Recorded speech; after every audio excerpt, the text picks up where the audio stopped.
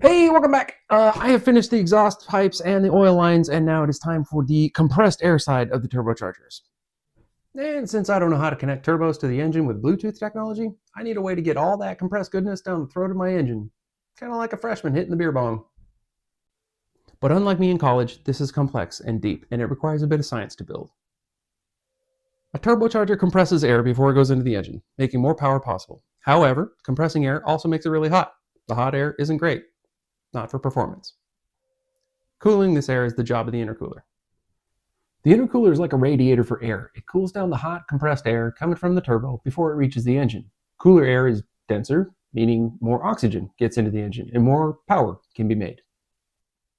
If college me had an intercooler in his brain, I would probably be an engineer instead of making silly internet videos about my hobbies. Intercoolers come in two flavors, air-to-air and liquid-to-air.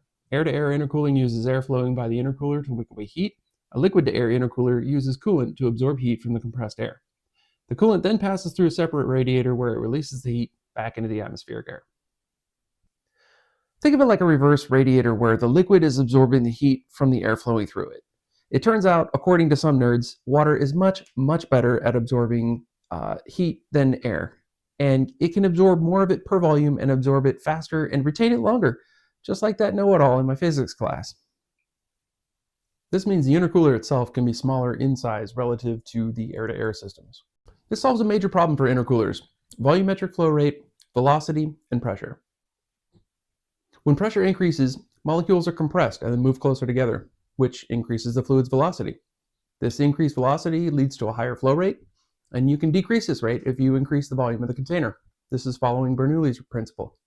Yeah, turns out I didn't need to memorize that. I just need to know how to type it into Google, Mr. Radam.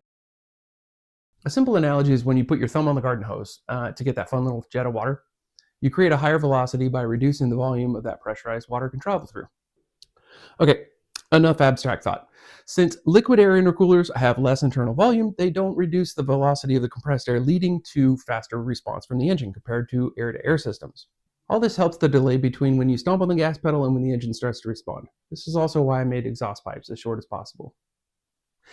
Liquid air intercoolers do have a downside. They have more pieces and therefore more failure points than a physics exam. They require a liquid coolant at the very least, and if you want to run them for any real length of time, this means that you're going to need a reservoir of coolant. And of course, you're going to need a pump to circulate the coolant. Then, if you're not drag racing and you need to drive it for longer than a few minutes, you'll need to dissipate the heat from the coolant using another radiator, which means more tubes and a separate radiator to bleed the heat into the atmosphere. So you might be asking, why even bother putting the air-to-liquid intercooler in the truck? There's plenty of space, and throttle response doesn't really matter. It's a Bronco. To this, I would simply say, I am a sick man who needs to do everything the hard way.